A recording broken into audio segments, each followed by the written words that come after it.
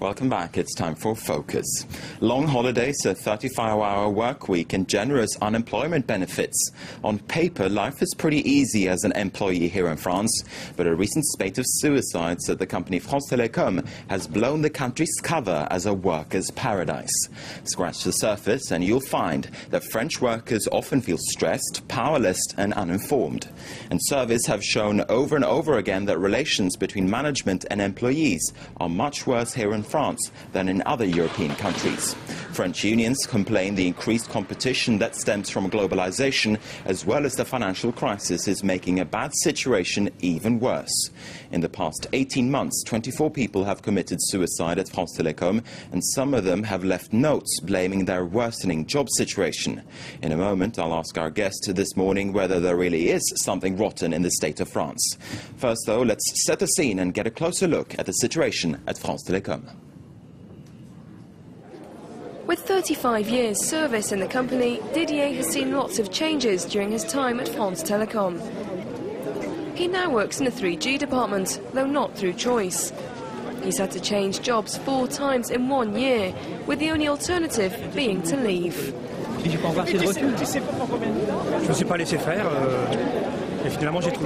I wouldn't let them push me out, so I found another job internally. Some of the managers are good, but others just do whatever they're told. And that can be difficult. Didier and some 300 of his fellow employees protested outside the company's headquarters, denouncing what they call sly and underhand methods of management. Christelle is also a France Telecom worker and acts as a union rep in Paris.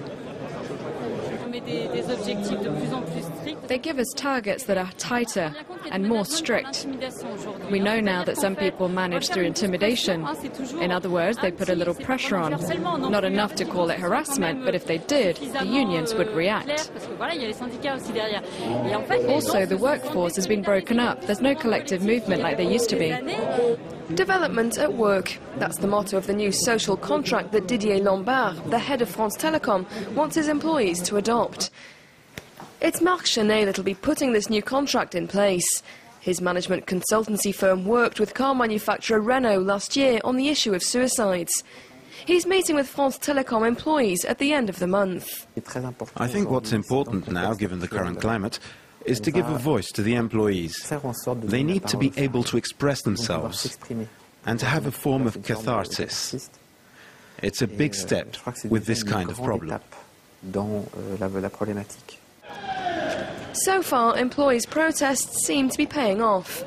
The France Telecom boss has said staff will no longer be rotated to new departments every few years. And people due to retire within 3 years will be able to refuse transfers to other positions. Unions say that between 2006 and 2008, 7,500 workers were transferred to different jobs. Let's delve deeper into the working lives of the French now and whether their situation really is that bad. Joining us here in the studio is Bill Stewart. He's a business professor at the American University of Paris. Good morning and welcome to France 24. First of all, how typical is the situation at France Telecom for the rest of France? Is it really as bad in the rest of the country as well? Well, I would agree with the CGT worker there that just about everywhere in France you have some good managers and some bad ones, and that the bad ones can make your life absolutely miserable. And so I'm going to say it's typical.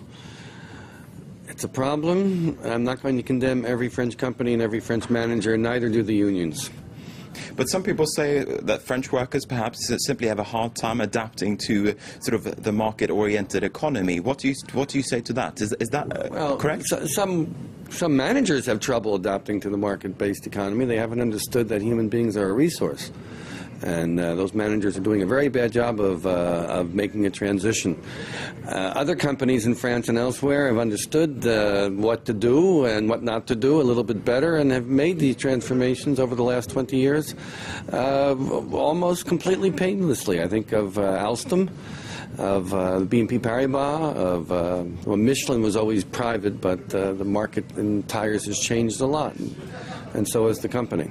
But surveys have shown time and time again that relations between managers and workers here in France, that they're a lot worse than there are in other countries. There seems to be a cultural issue at the base here. Why is France, or why is the situation like this in France? I think to the degree that those polls actually do measure something valid, I think there's a couple of things. There's a tendency to believe that management is somehow something you learn by going to an engineering school and studying a lot of very, very, very difficult mathematics, being technologically brilliant, whereas the task is more to be socially brilliant.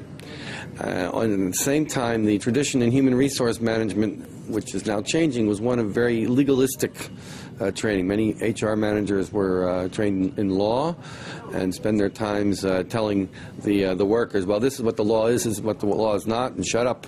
And there's no discussion about it. There's no creativity in trying to find better ways to do something. And in that sense, the French were very protective. French laws have turned against them in the lack of flexibility, which normally is seen by the unions as the lack of flexibility to fire people at random, but also the lack of flexibility to find a creative solution to an individual company's problems. Essentially, you're saying that French managers, they don't have any social skills, they don't have any people skills. Well, you're going too far, and they're weak on it, especially in some of the firms where, I have to say, like France Telecom, the man is not a manager by training. He didn't grow up in the ranks of management. He was a technologist. He's brought in there at the age of 67 to perform economic miracles, and it doesn't happen. And then, as we just saw, when there are problems, what's the solution? Fire number 2. But you've already touched upon this, and the French managers, they're often parachuted in from above, from major business schools, whereas, for instance, in Germany, managers, they often grow up inside the company. They often grow up inside the company. Same is true to some degree in the United States, although we do have a bit of MBA mania at times of taking highly educated people who were not engineers and giving them far too much money and responsibility. But the manager that grows up in the company is much closer to the entrepreneur who created the company in the first place. Somebody that understands the business, he understands the people, he understands the systems. There are some exceptional people who can be parachuted in from one industry to another, but it's extremely rare. Now, but are French unions also to blame for this sort of confrontational atmosphere? You have strong unions, for instance, in Scandinavia as well, but there, unions and managers, they seem to be getting along fairly well.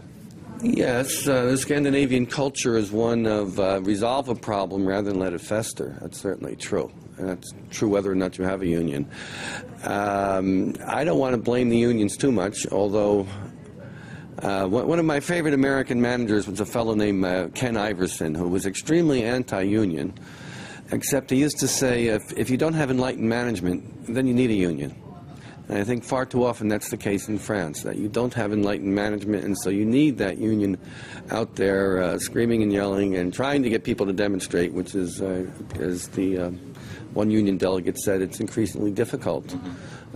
French union membership is down to around 10 or 11% of the workforce. It's one of the lowest in the world, in the industrialized world. And it's not what it was 40 years ago, that's for sure. Now, we pointed out the weaknesses. What then needs to be done? Well, I think a lot of the responsibility falls on we business professors to work hard to teach people better at the beginning, followed then by the training in the companies. Good companies, including good French companies like, let's say, L'Oreal, they start you at the bottom.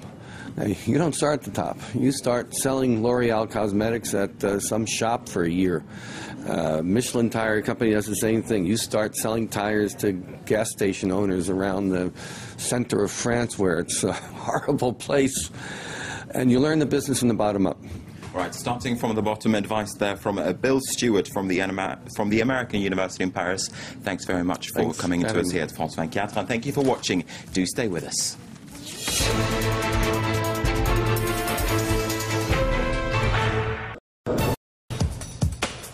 Join us for Beyond Business as we look at the European Union.